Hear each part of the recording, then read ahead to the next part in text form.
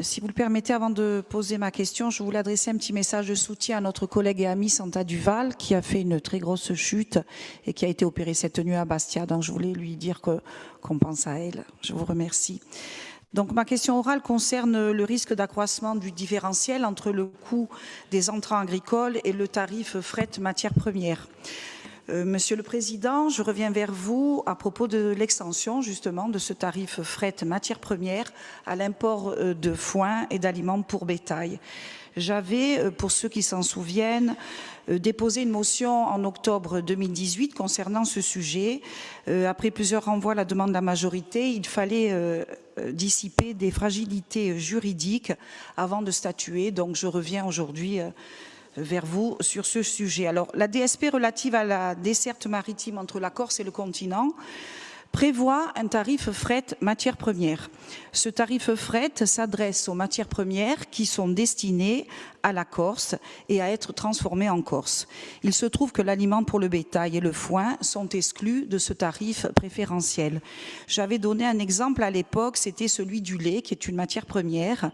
Et vu le coût du mètre linéaire, il était bien plus facile et surtout bien plus économique de faire venir du lait.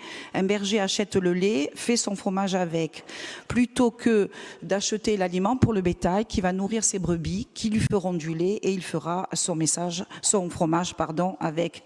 On se rend bien compte du problème posé par les matières premières et le fourrage, puisque les entrants nécessaires aux productions et exploitations insulaires sont à 45 € le mètre linéaire, lorsque les matières premières destinées à être transformées en Corse, comme le lait, la viande, les carcasses de porc éventuellement, sont importées à 20 € le mètre linéaire au bénéfice du tarif préférentiel de cette DSP. Donc, je rappelle quand même que le fret est le cœur de cible de la continuité territoriale instaurée en 1976. Il y a quelques semaines, la Chambre d'agriculture et l'ODARC se sont publiquement inquiétés du risque d'augmentation du prix de ce fret via deux variables qui font fluctuer les tarifs, le prix du carburant et la taxe carbone qui est destinée à encourager le verdissement des flottes maritimes. La perspective de l'augmentation de ce différentiel ne peut qu'aggraver, je pense, la situation existante.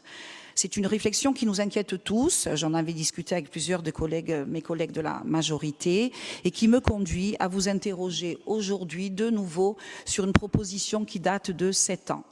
À l'aube d'une saison estivale qui risque également d'être marquée par la sécheresse et face au risque que constitue la hausse du tarif fret pour le monde agricole, ne croyez-vous pas, Monsieur le Président, Monsieur le Conseiller exécutif, que l'extension du tarif fret matières premières à l'import de foin et d'aliments pour le bétail ne serait pas une solution juridiquement viable et politiquement envisageable? Je vous remercie. Merci. Donc, qui va répondre? Jean-Félix Acquaviva, président de l'Office des transports. Merci Madame la Présidente, merci Madame la Conseillère pour cette question. J'associe à ma réponse le président de l'ODARC, Dominique Livré, mais aussi les chambres d'agriculture avec lesquelles nous avons largement échangé, notamment dans le cadre des assises des transports de la Corse, puisque ce dont vous évoquiez, ce que vous évoquiez, c'est-à-dire la réaction de la Chambre et de l'ODARC, venait en convergence avec la proposition d'assises des transports de la Corse liée aux mises en cause que nous faisions ici précédemment lors d'une question orale précédente, des décisions externes à la Corse en termes de taxes et de normes qui impactaient le système de continuité.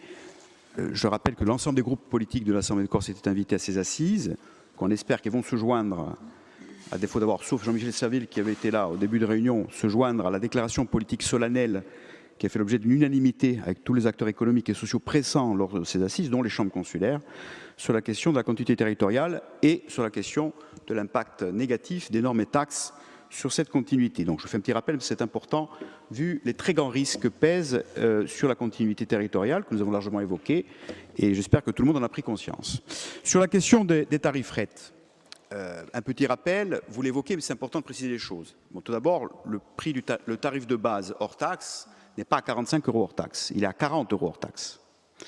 Nous sommes arrivés aux responsabilités en décembre 2015. Le tarif général des marchandises a fait l'objet, je vous rappelle qu'en 2015, c'était la crise SNCM, il a fallu assainir la délégation de service public, et pour moins de contributions de dotation dans le maritime qu'auparavant, c'est-à-dire pour 80 millions d'euros à peu près à dès 2016 au lieu de 104 et 110 auparavant, nous avons réussi quand même à assainir et à baisser les tarifs. C'est-à-dire baisse du tarif général de 46 euros hors taxe précisément à 35 d'abord, même si on l'a remonté après pour des raisons de recettes à 40, donc c'est une baisse de 13,4% quand même, hein, et création de différenciation tarifaire à l'export et aux matières premières transformables. Et après, je rentrerai dans le détail des questions juridiques que vous évoquez.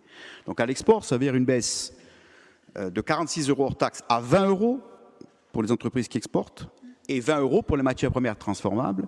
Et je rappelle aussi une baisse à 15 euros pour les productions fermières qui exportent à partir de matières premières locales fermières. Ça va jusqu'à 67% de baisse. Ce qui a permis, fort heureusement, parce que c'était le fait indiqué, on ne le dit pas assez, mais c'est important quand même, dans les combats et les rapports de force permanents qu'évoque le président souvent sur des questions comme le New Deal, d'avoir un acquis aujourd'hui, un acquis qui a été décidé en 2016-2017, reconduit dans les ADSP 2019, reconduit dans la DSP 2023-2029 et sécurisé maintenant par la décision de l'État de l'Union européenne, c'est-à-dire ces différenciations tarifaires qui ont fait l'objet de hautes luttes, parce qu'après je vais revenir aux questions des intrants, foin et je vous répondrai aussi sur le lait et les carcasses, a fait l'objet d'une sécurisation.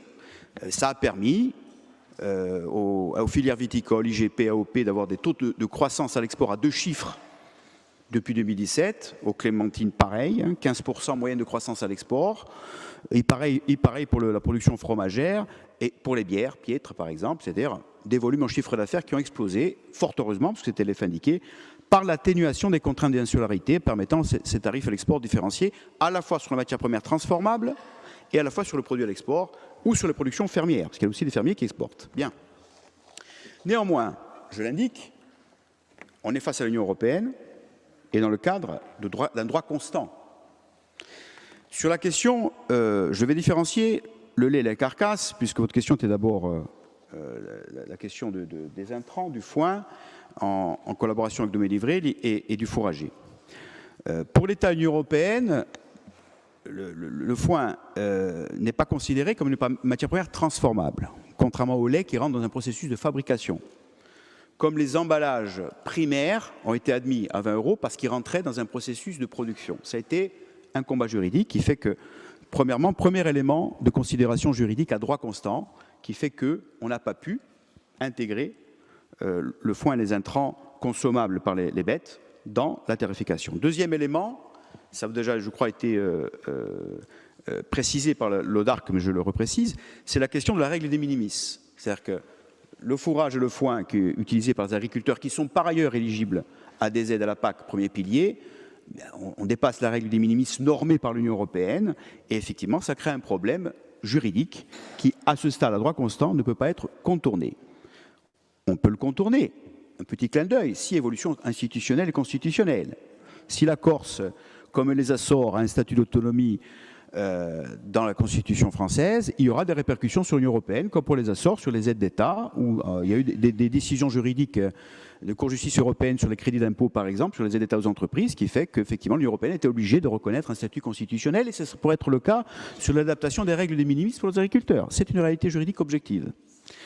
Ça, c'est un premier point. Sur la question du lait et des carcasses, là, on se heurte à la question de la libre circulation des marchandises. C'est le principe de libre circulation de distorsion de la concurrence. Ce n'est pas le même principe.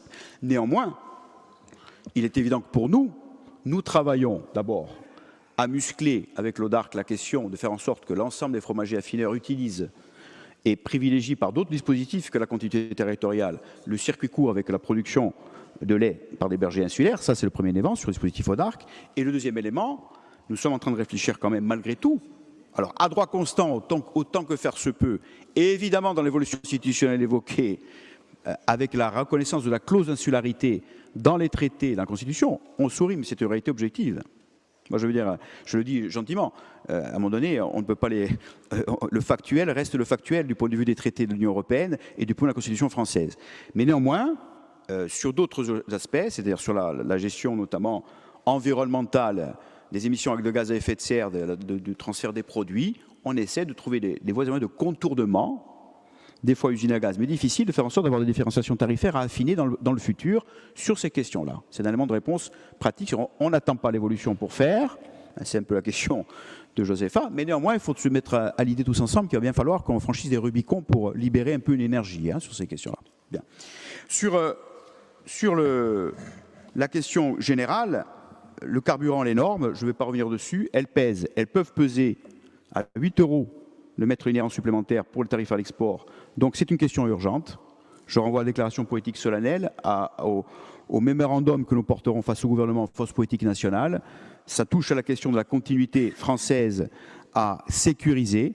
Et pour le reste, l'ODARC, évidemment, musclera les initiatives pour l'autonomie fourragère aussi, par ses propres initiatives de soutien aux agriculteurs. Je vous remercie.